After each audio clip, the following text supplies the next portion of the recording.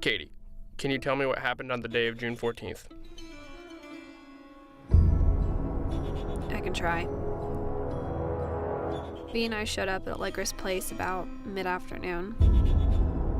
Allegra, who I'd known from a previous meeting, met us at the door. She's really sweet, a little intense, but sweet. She told us she had ordered some pizzas and to make ourselves at home until the rest of the crowd showed up. I'm pretty sure after that, V, Allegra, and I just hung around and had a drink or two. A little while later, Rachel, Allegra's friend, and V's ex showed up. I'm not sure she likes me too much, and she definitely did not want V there. We retreated to the bar after the interesting ex encounter. Mac, V's friend, then showed up highly intoxicated. A little while later, the doorbell rang, so Allegra asked me to give some water to Mac, who was nearly passed out on a chair, and then grabbed V to help her with the pizzas. I walked over to find Rachel sitting with Mac. Immediately as I sat down, Rachel excused herself and left.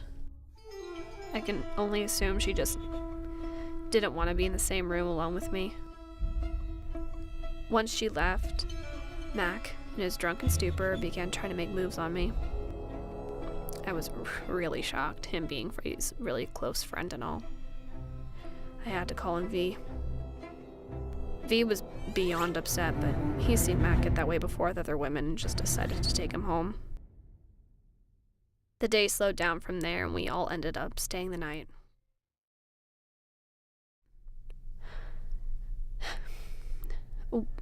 When I woke up the next morning, I began looking around the house for V. He had said the night before that he would come back to Allegra's after dropping Mac off, but he was nowhere in sight. I went outside to look around. That's where I found him. His body was limp over the bench. I'm never going to be able to unsee that. I still can't believe he's gone.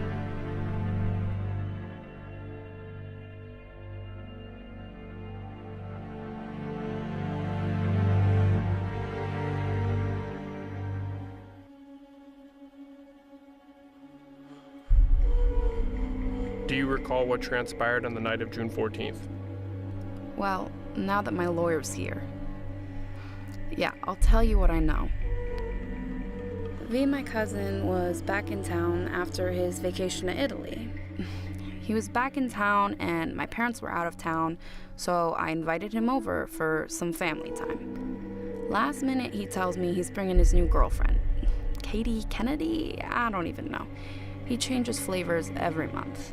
He didn't really care about them. He cared about the family. I didn't feel like being a third wheel, so I invited my best friend Rachel over. Yeah, V and her used to date, but it was like a month ago, so I figured they could handle it. When Rach saw him, she immediately wanted to leave, but I convinced her to stay, sit down, have a few drinks in the parlor with us. We were all having a good time when the doorbell rang.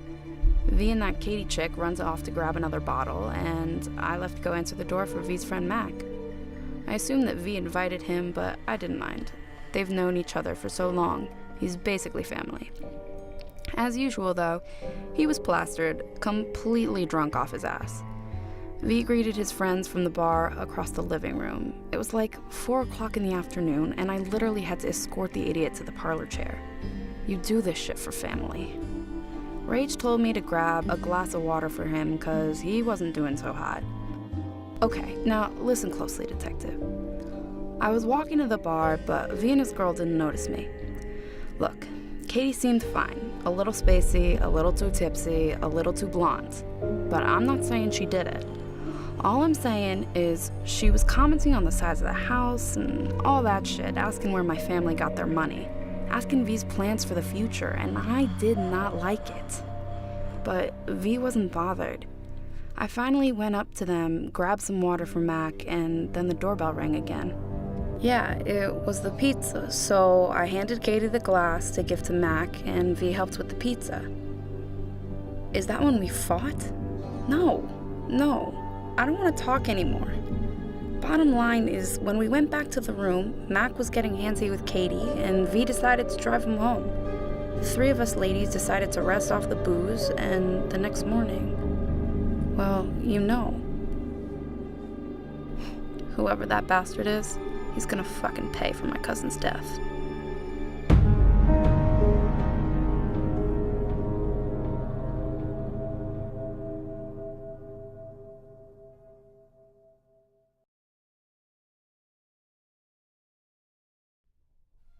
Can you tell me what happened on the day of June 14th? Okay. Allegra told me that she was having a small get-together and wanted me to come. I didn't ask who was there because it's normally just the regular crowd, our close friends. However, when I showed up, I saw my ex, V, with this new girlfriend, Katie. I'm not the jealous type. We've been broken up for well over a month. Let me just say that I was caught off guard. Anyway, Katie seemed nice. When the doorbell rang, both her and V got up to get more drinks. Allegra went to greet Mac at the door while I stayed in the parlor. Why didn't I get up and go with them? Well, I was a little annoyed at Allegra for not telling me about V, and I wasn't about to go and spend quality time with V and his new girl. Allegra brought in Mac, and he was already drunk out of his mind. He couldn't even stand up. When Allegra brought him over to the seat, he was a mess, and he looked like he could use some water, so I asked Allegra to grab him one while I took care of him. Surprisingly, Katie brought the glass of water instead of Allegra, and honestly, I felt a little uncomfortable being alone in a room with Katie. Mac didn't really count at this point. So I excused myself to go to the bathroom when I overheard Allegra and V arguing. They were standing at the open door, so the poor pizza guy was caught up in the middle of it, and Allegra was seriously pissed. I don't even know what she was saying. She was talking about how V had told Katie too much, how they needed to be careful with some other family, Colavita.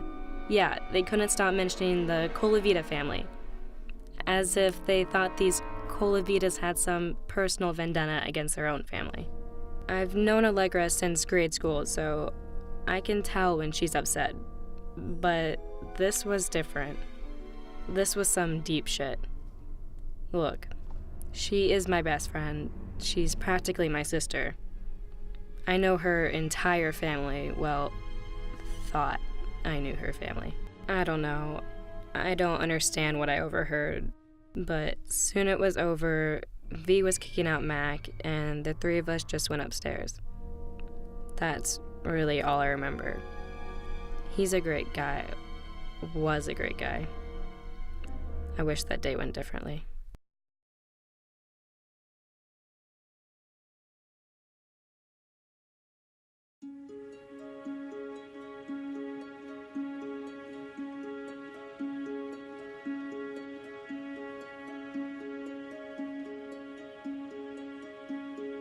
Do you recall what transpired on the night of June 14th? Yeah, I'll give you the deets. Alright, so, midway into my shift, I come up to this house with a delivery of piping hot pizza, but this couple's at the front door arguing. And it got me a little stressed, you know?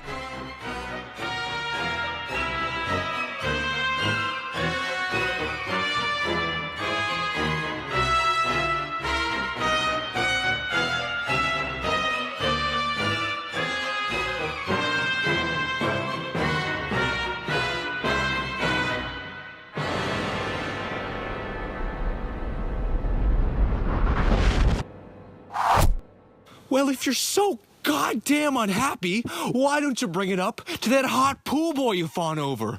Well, I'm out here supporting our family. Maybe I will.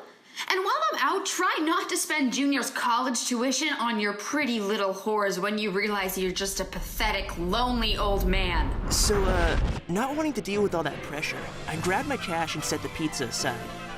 In the chaos that followed, I must have dropped my wallet.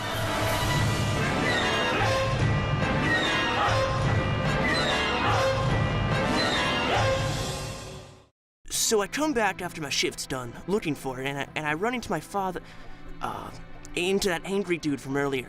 And he don't give a fuck why I'm there, he just tells me I can search for my wallet.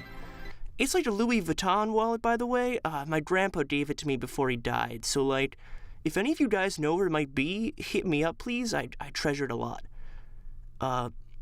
Anyways, back to the murder. After some fruitless searching, I hear them blasting some garbage song in the backyard.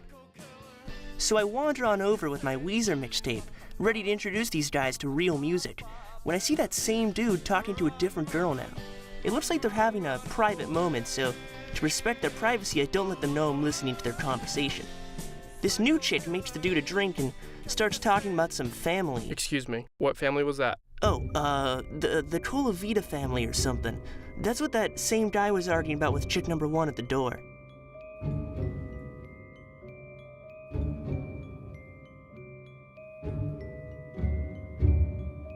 She started rambling on about, oh, you killed my brother this, my family desires vengeance that.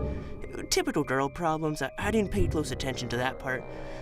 But then the guy suddenly slumped over in her lap and, not wanting to intrude on what I thought was an intimate moment, just some sort of weird foreplay or something, I left them to it. Oh, and the girl's name was Bella. Bella Colavita.